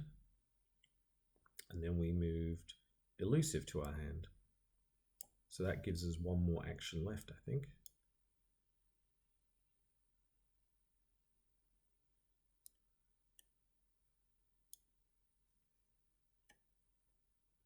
One, two, 4 actions. We moved with 1 action. Then we moved blinding light to our hand, 2nd action. Then we moved elusive, 3rd action. So we've still got 1 action left to go. So we can either draw a resource, or we can draw another card. And I think we need another resource. I think we really need another resource. So I'm going to draw a resource. There we go. So the question is now, ladies and gentlemen, is do we attempt to fight the Ghoul Priest with what we have? Maybe we'll wait and see what we draw, because we've got 2, 4, 6, 7. So another card. Let's see what we draw, and then we can make the decision about whether we think we're ready to fight the Ghoul Priest. Because what we could do is we could wait another round. We know we're going to get grasping hands. We could we could build up more resources, and we could bring out arcane studies, so that if we need to use the knife, we can fight quite effectively, because then we can throw a whole lot of resources at it. Yeah, so anyway, let's see what happens with the and when's this? At the end of the round. Okay, we're not there yet. So all right, we move into the enemy phase. There are no enemies to speak of that can do anything, so we move into the upkeep phase, and we get daring maneuver. We get +2 skill value for this test. Okay, I think it's the wild card as much as anything, but anyway. So and we discard dissonant voices. So now, so we could bring forth the Ghoul Priest, and we've got enough resources that if things are going badly, we can use elusive. So I'm just thinking, if we brought out the Ghoul Priest, turn 1 would be I'm just thinking through what we would do. So turn 1 would be, we don't want retaliation. So probably turn 1 would be to evade the Ghoul Priest. So we'd probably go, you know, a couple of the evasion cards. So we might go 4, 5, 6, or 7. Well, or would we use this? No, probably wouldn't. So, oh, yeah. So we'd probably just try and evade 4, 5, 6, 7 versus 4, you know, -3. So we'd evade the Ghoul Priest first turn, and then we would seek to shrivel. So it would be a 4 versus a 4. We'd make it a 6 versus a 4. You see, this is the thing. That would be a 6 versus a 4. we could then use those to make it another 6 versus a 4. But then we would be left with a fight option. So it would be really kind of coming down to the wire a little bit. And that's going to flip next go, so a ghoul is going to appear somewhere. So I'm thinking we actually wait, because I'm thinking it might be better to... should we? Because worst case, we can just... if things are not going well, we could... see, it says Arcane Studies. If we wait another go, we could bring out Arcane Studies and then just draw resources, which means that we are in a much better place to use the scrying. Use the shriveling, because we can spend resources to make sure it actually is almost likely to succeed. So actually, I like that. I think the idea that we can use Arcane Studies to almost assuredly succeed. It just depends what ghoul we draw. But if we need to evade, and then we'll just deal with that, and then we'll just take a little bit more time. That's all. I think that's the best thing to do. That's the most conservative. I know probably some of you might go hard with just going in, but I think if I can get Arcane Studies out and draw more resources, then I'm in a really, really good position, because we've got plenty of time still. We don't need to rush this.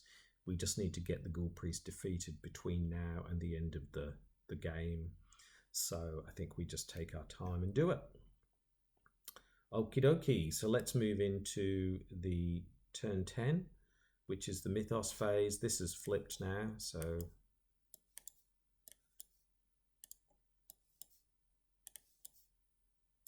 okay, so we flip this. A feral beast, roughly humanoid, with canine casque and hooves for feet, tears through the ground in front of you. Below the floor, you can see vast tunnels beneath your house. Fiendish howling echoes from deep within the underground caverns. So shuffle the encounter discard pile into the encounter deck and discard cards until a ghoul enemy is discarded. Then you draw that enemy. So let's go to this. Let's shuffle these back in, shuffle them into the encounter deck. Do you want to do that?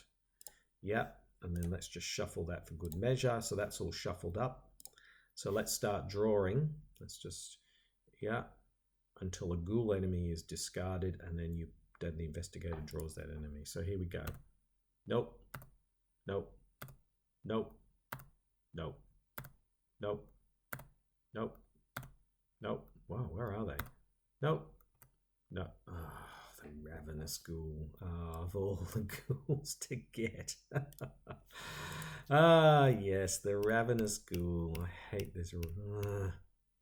The ravenous ghoul is always the worst ghoul to get, because you don't get anything for him and he's quite tough.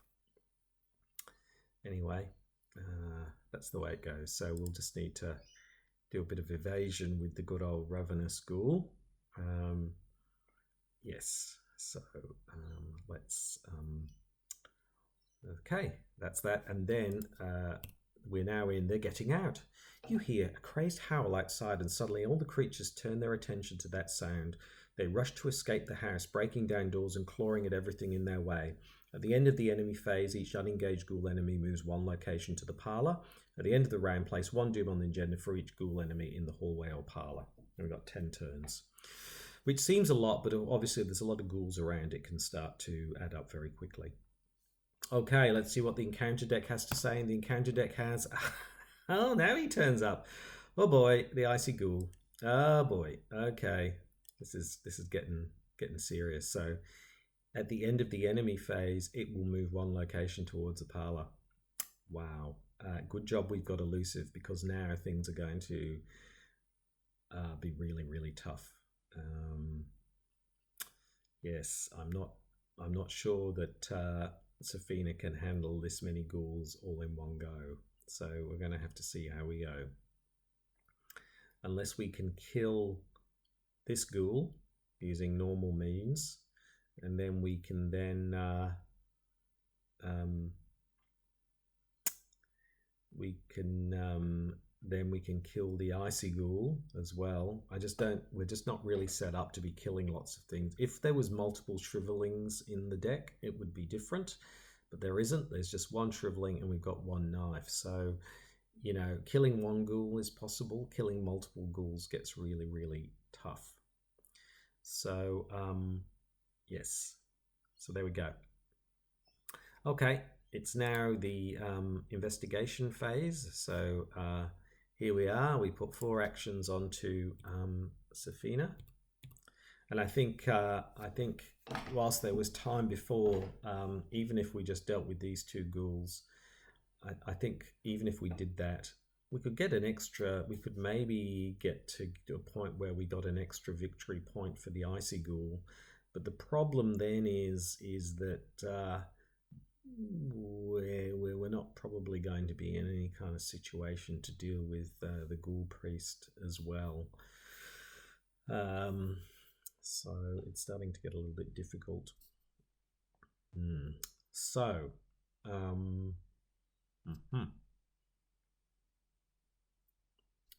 so for our first action, we are going to evade the Ravenous Ghoul. So that's a 3 versus a 4, which is a -1 or better. I think we commit one of these cards to it. So that's a 3 versus a 5. So that's a -2 or better to evade the Ravenous Ghoul. And encounter, we draw a 0, which is successful.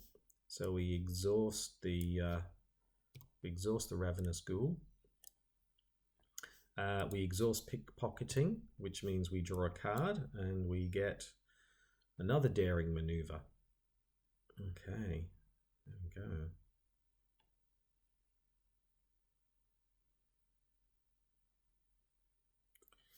So, all right, so that's our first action. We've got 3 actions left. So we have a couple of choices here. We could try and kill. It's a 3, and we're a 2, 3. So it's a 3 versus a 3, but we'd have to hit it 3 times. Or we bring out the Arcane Studies. Is it possible we can kill? I mean, if we use the Shriveling, we could absolutely kill the Ravenous Ghoul. But once our Shriveling is gone, our Shriveling is gone. And then we're very much reliant on Arcane Studies.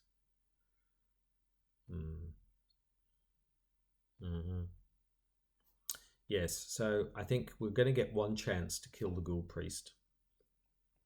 We're going to get one chance to kill the Ghoul Priest, and we need a get out of jail free, which is, we have it here, which is elusive.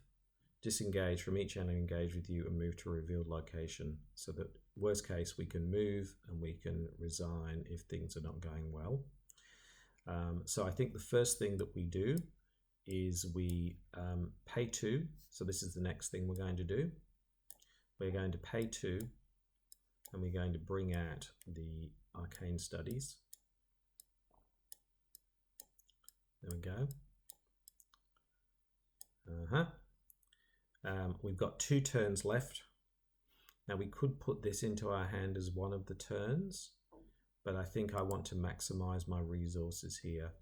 So I'm going to add extra resources. That's our 2 turns. So we've now got 4 resources. And that's the end of our go. So we've got Arcane Studies out. We've got 4 resources, because that means that the likelihood of us using Shriveling and succeeding is now much higher than it was before. We don't have the rosary beads or anything like that. So I feel we're in the best position possible. The only thing that's going to be tricky is if things are not working out, then we are going to need elusive to get us out of the hallway and into the parlor. So we kind of need to keep 2 resources handy in case things are not going well and we need to move and we need to resign. So it's going to be a little bit tricky, but we will see how we go. It's worth a try. Got to risk it for a biscuit. So that's the end of our turn. We move into the enemy phase, and this enemy obviously can't attack us. But then what happens at the end of the enemy phase is that the icy ghoul moves into the hallway. That happens at the end of the enemy phase. Then we move into the upkeep phase. Ward of Protection. Interesting. Nice card. If we draw a particularly horrendous card that we don't want, we could use it for that. But also, we've got all of these wild card as well. So that's looking quite good. So that's the upkeep phase. So we are now at the end of each round, place a doom on this agenda for each ghoul enemy in the hallway. There are 2 ghoul enemies in the hallway, so there are two dooms in now on there. We've reached the end of the round, so we are going to commit our 3 clues. Here we go. It's crunch time. So we flip the barrier, and it says, using a barrel from the attic, you carry ice and snow from the cellar and hurl it at the barrier. The barrier sparks and shudders as it consumes the ice, and then hisses and fades out of existence. The barrier blocking the passage to the parlour has vanished. Reveal the parlour, set us up, put Leader Chandler into play, and spawn the Ghoul Priest. Hello, I'm here. I don't like you, Sefina, very much. You're a very strange person. But anyway, I'm here in the parlour. So there you go. So we can get into parlour. We can always resign if we need to. That's the first thing. The Ghoul Priest comes in here. Hello, I'm going to kill you.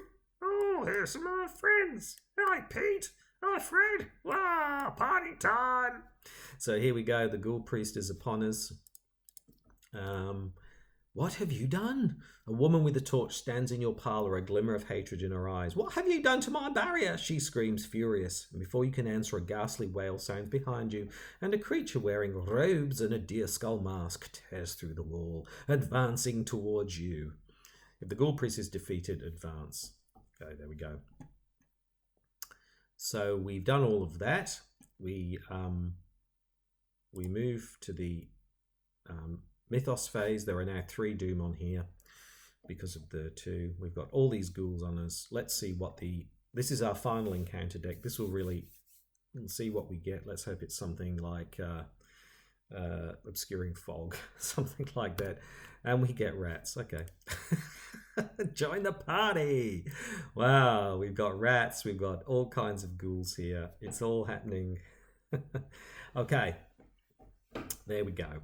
It's not too bad. It's not really important. So we move on to what will be the final investigation phase. We put 4 actions onto Sefina. She is really in a very critical situation. The crowd is now gone absolutely hushed as she faces off against all these enemies. Her and Leo, at least. So here we go. We have a couple of things we can do here. So the main thing we need to do is kill the Ghoul Priest. And also, we've got 4 actions. So if we find after 2 actions that things are not going well, then we really need to hit the panic button, elusive everything, which doesn't take an action, thank goodness. Well, the event does, but fast play during your turn, so it doesn't take an action. We can fast play, we can disengage. So we can see after 3 actions, because we need an action to resign, we can see how we're going. If things are going really terribly, then we can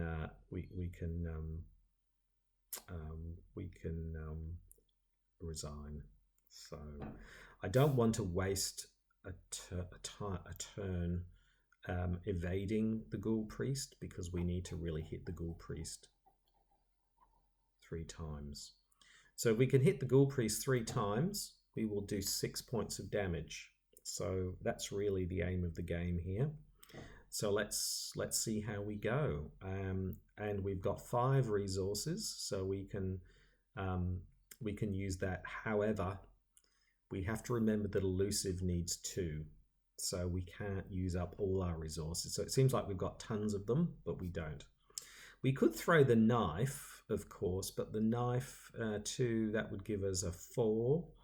Do we have any fight pips? Well, we can use these as fight pips. So we could also do 2 points of damage that way as well. So yes, particularly if we want to keep 2 resources for that. So that's probably the thing to do. So let's, yes, I think that's the plan of action. So the first thing we're going to do is we're going to use one of these shriveling charges to shrivel the Ghoul Priest. So now we're now using, that's our first action. So we are now using willpower. So our willpower is 4 and the Ghoul Priest fight is 4. So it's a 4 versus a 4, but we're going to put out guts. So that's going to give us a 6 versus the Ghoul Priest's 4. That's a 6. I'm not going to use this, so I'm going to bring this out as well. So that's a 7.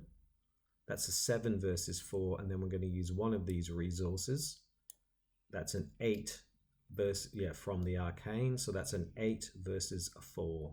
So basically, as long as, let me just do that again. So it's a 4, 5, 6, 7, 8. So as long as we don't get an auto fail, we will do 2 points of damage.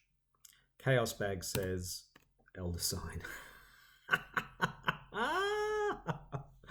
So we absolutely nail the shriveling. Ow! The Ghoul Priest takes 2 points of damage.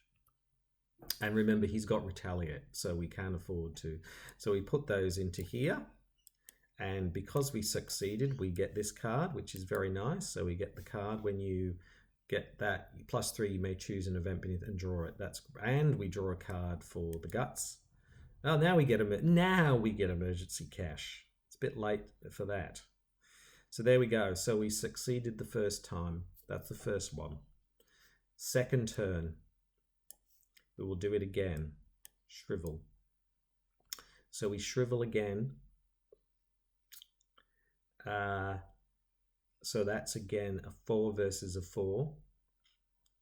But this time we've got some wild cards here we can commit.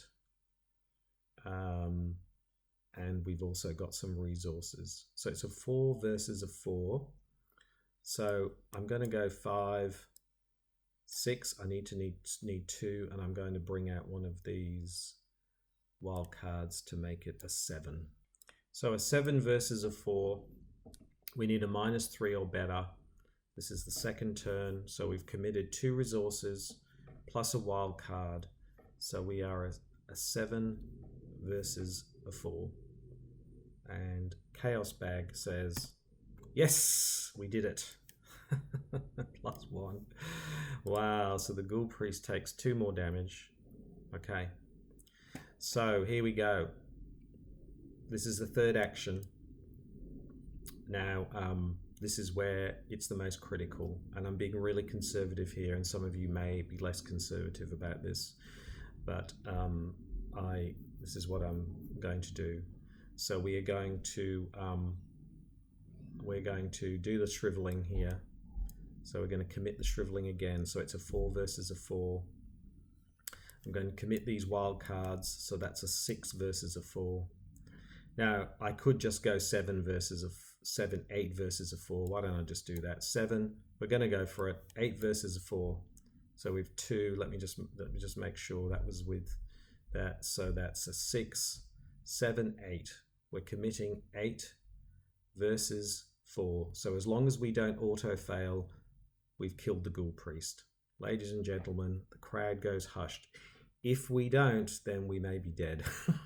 We probably will be dead. Let's try anyway. So we're doing, yes, it's an 8, 4, 5, 6 for the 2 resources, 7, 8. 8 versus a 4. As long as we don't auto fail. Chaos Bag says, it's a -4. -1 for that. 1, 2, 3, 4. 8 versus 4. 8 versus 4 is a success. Oh no, it's only 3 ghouls. It's 7 versus few. So it was 8 versus 4, -3. 8, 7, 6, 5. 5 versus 4. We succeed. The Ghoul Priest goes down. 2 more points of damage. Ladies and gentlemen, the Ghoul Priest dies. Ah! Ladies and gentlemen, Sefina has succeeded. The crowd goes wild. Leo goes wild. Everybody goes wild. This is incredible. Here we are.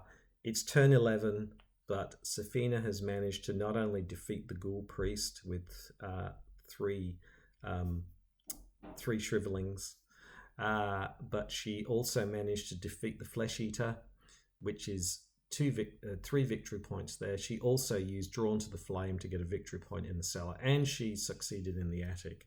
So she has gathered for herself 2, 3, 4, 5 victory points, which means she has the most experience points of all. So that puts her to the top of the table. I'm giving it away. Fantastic.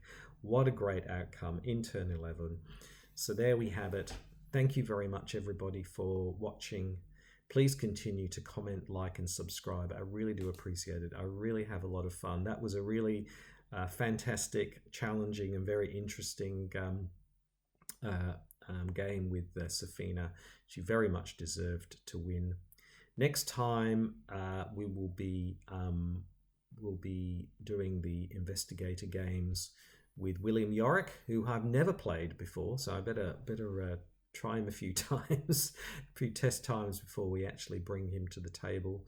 So William Yorick, the Gravedigger, will be in the house, and see how he goes in the investigator games. Thank you, everybody. Please wait till the end of the video to see where everybody is on the table, and I will see you next time. Thank you very much, and goodbye.